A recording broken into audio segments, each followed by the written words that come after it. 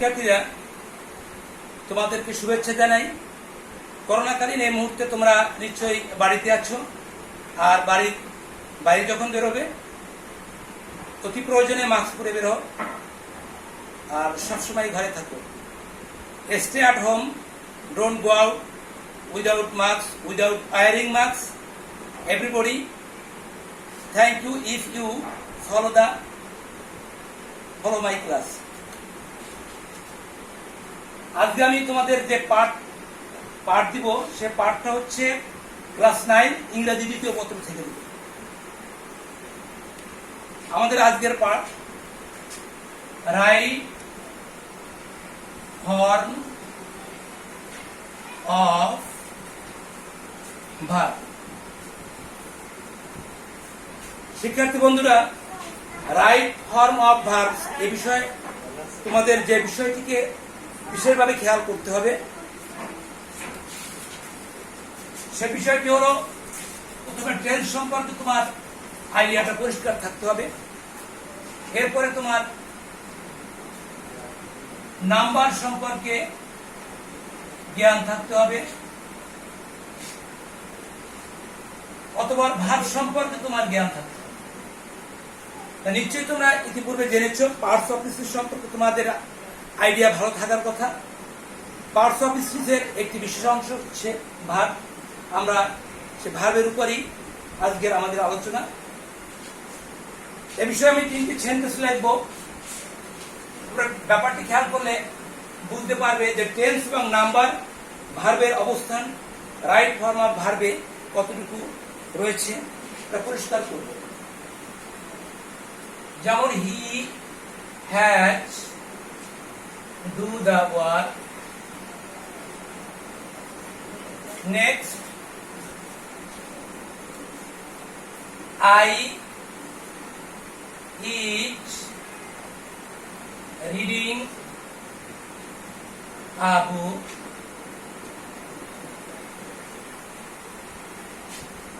Next, he a noise in the class. খেয়াল করো, প্রথম সেন্টেন্স রয়েছে he had do the work. সেন্টেন্সটা কারেক্ট নয়।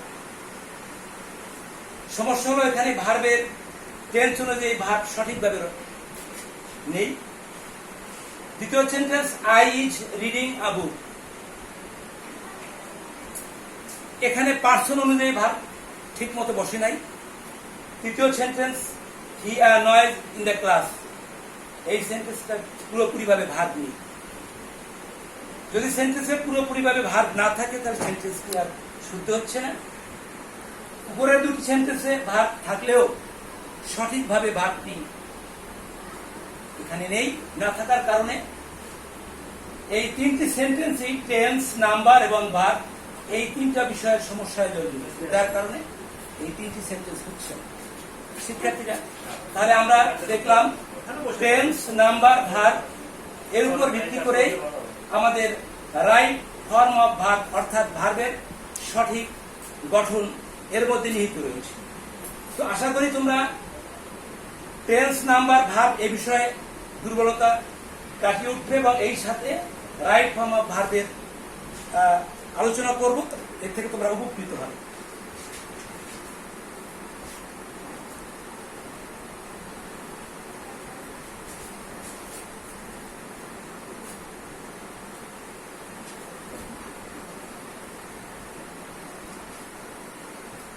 ডাস্টার রয়েছে, ডাস্টার।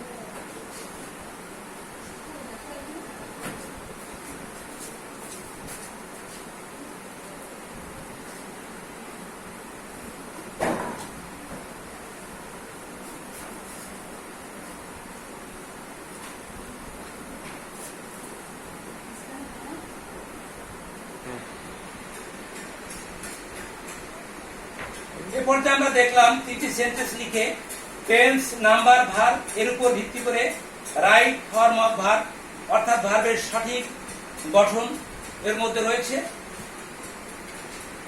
আমরা রাইট ফর্ম অফ ভার্ব এ সম্পর্কে আরো তথ্য দিতে হলে আরেকটু আমাদের জানতে হবে যে একটি ভার্বের 6টি রূপ। একটি ভার্বের 6টি রূপ। ভার্বের 6টি রূপ সম্পর্কে তোমাদের ধারণা স্পষ্ট হলে টেন্স নাম্বার এবং ভার্ব অনুযায়ী রাইট ফর্ম অফ ভার্ব করতে তোমরা সক্ষম হবে, অর্থাৎ একটি ভার্বকে সেন্টেন্সে সঠিকভাবে বসাতে সক্ষম হবে। ভার্বের 6টি রূপ। প্রথমত ভার্ব এর বেস ফর্ম। ভার্বের বেস ফর্ম যেমন গো। গো ভার্বটাকে আমরা ভার্বের বেস ফর্ম বলি।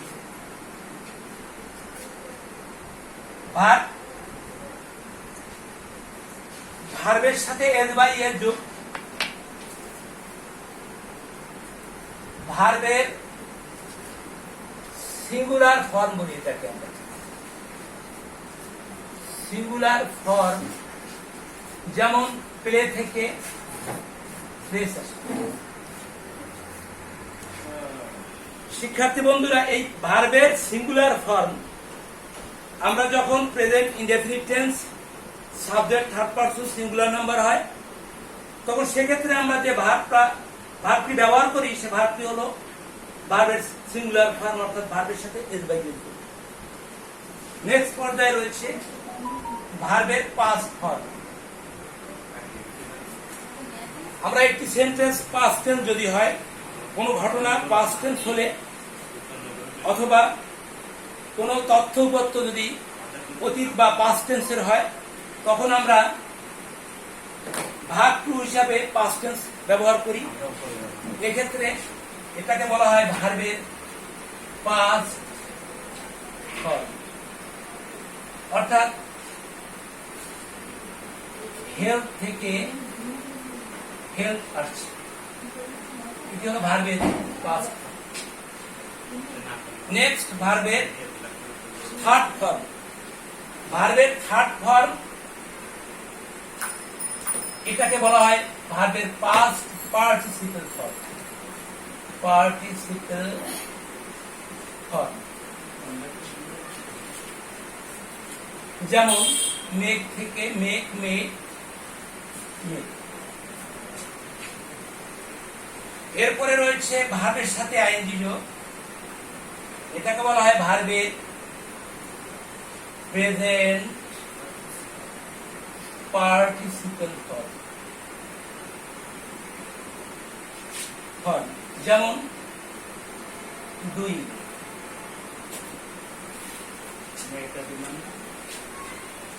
নেক্সট উপযুক্ত ভার্ব অন, অর্থাৎ এটাকে বলা হয় ভার্বের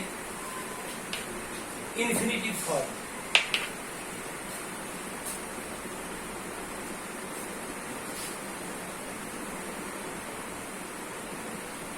ইনফিনিটিভ ফর্ম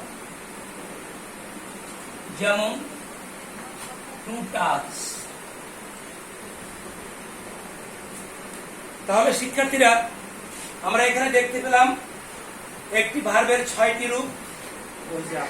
ভার্বের বেস ফর্ম, ভার্বের সিঙ্গুলার ফর্ম, ভার্বের পাস্ট ফর্ম, ভার্বের পাস্ট পার্টিসিপল ফর্ম, ভার্বের প্রেজেন্ট পার্টিসিপল ফর্ম এবং ভার্বের ইনফিনিটিভ ফর্ম।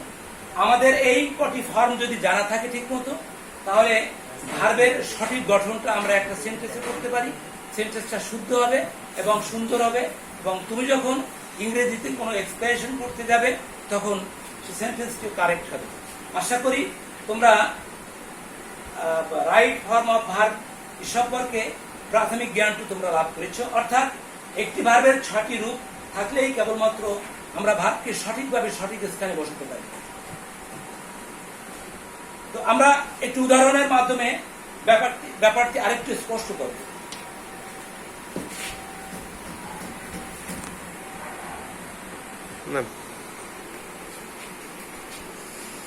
আমরা একটু উদাহরণের মাধ্যমে এই ভার্বের গঠনগুলো একটু স্পষ্ট করি।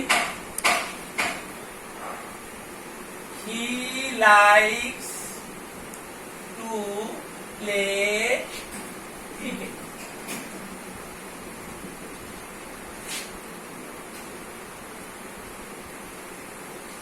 Swimming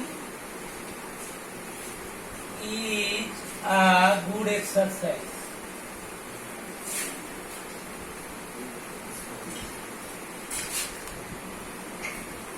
I saw a flying bird.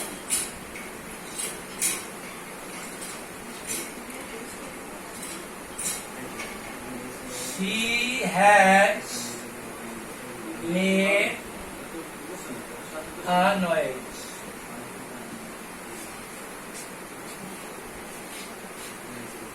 লক্ষ্য করো এখানে লাইকস টু লাইকস রয়েছে, দুটো ভার্বের অস্তিত্ব রয়েছে এখানে। একটা হয়েছে লাইকস, অপরটি রয়েছে টু প্লে। দ্বিতীয় সেন্টেন্সে সুইম থেকে সুইমিং এসেছে। সুইমিং ভার্বটিকে একটি অবস্থায় সাজানো হয়েছে। নেক্সট ফ্লাইং ভার্ব এবং স্বভাব রয়েছে এখানে। ডিপ তাকে রয়েছে she has made a noise, has এবং made এই দুটো ভার্ব রয়েছে। শিক্ষার্থীরা লক্ষ্য করো, তো প্রথমে রয়েছে লাইকস। লাইকস তাহলে ভার্বের কোন ফর্ম হবে?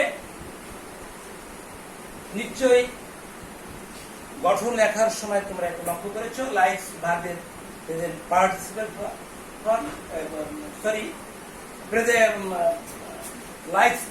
লাইকস ভার্বকে বলা হয় singular form. Likes verb singular form. To play ভার্বের ইনফিনিটিভ ফর্ম। সুইমিং ভার্বের প্রেজেন্ট পার্টিসিপল ফর্ম। স ভার্বের পাস্ট ফর্ম এবং মেড ভার্বের পাস্ট পার্টিসিপল ফর্ম। প্রথম পর্যায়ে আমরা দেখি লাইকস কেন এসেছে। লাইকস সেন্টেন্সটি present indefinite tense, subject third person singular number, তাই মূল ভার্বে এস বাই এস আসছে। এই জন্য লাইকস এখানে লাইকস ভার্বটি রয়েছে সিঙ্গুলার ফর্ম হিসেবে। দ্বিতীয় পর্যায়ে রয়েছে টু প্লে। টু প্লে ভার্বটি ইনফিনিটিভ ফর্ম। তোমরা জানো infinitive verb subject number gender person কোনো কিছুই দ্বারা প্রভাবিত নয়। ইনফিনিটিভ একটি ভার্বাল, এ সম্পর্কে আমি পরে আরো বিস্তারিত আলোচনা করব। পরবর্তী সেন্টেন্স রয়েছে swimming. Swimming is a good exercise. Swim এ পর্যায়ে কিন্তু একটা ভার্ব নয়।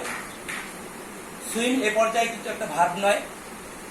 সুইমিং ভার্ব দিয়ে একটা নাউনের কাজ করা হয়েছে।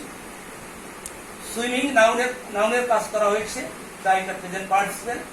এখানে I saw A flying bird, এখানে আমরা যে ভার্বটা দেখি ফ্লাইং, বার্ডের অবস্থা প্রকাশ করেছে। এই ফ্লাইং কিন্তু ভার্ব নয়, এখানে ফ্লাইংটা বার্ডের অ্যাডজেক্টিভ হিসেবে কাজ করছে, তাই এটাকে আমরা প্রেজেন্ট পার্টিসিপল বলবো। আর যে ভার্ব নাউন হিসেবে কাজ করবে সে ভার্বকে আমরা জিরান বলবো। আর she has made a noise, এখানে present perfect tense. Have has present perfect tense A have has এর পরে ভার্বের পাস্ট পার্টিসিপল ফর্ম হয়। আমরা মেড এখানে পাস্ট পার্টিসিপল হিসেবে ব্যবহার করেছি। এভাবে আমরা দেখলাম ভার্বের 6টি রূপ এবং ভার্বের 6টি রূপ ব্যবহার করে আমরা সেন্টেন্স গঠন করলাম। আশা করি তোমরা এভাবে রাইট ফর্ম অফ ভার্ব এই চ্যাপ্টারটিকে আলোকপাত করতে হলে এই গ্রামারের প্রতি নজর দিবে। আশা করি শিক্ষার্থীরা তোমরা উপকৃত হয়েছ। পরবর্তী ক্লাসের জন্য তোমরা আবারও অপেক্ষা করবে। তো ধন্যবাদ সকলকে। Stay at home, don't go out without mask, wearing mask. Thank you very much. এত দেরি করে কত মিনিট? 16 মিনিট। বাবা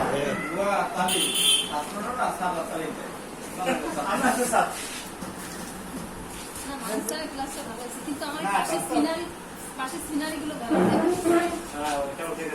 ওই যে ওইসব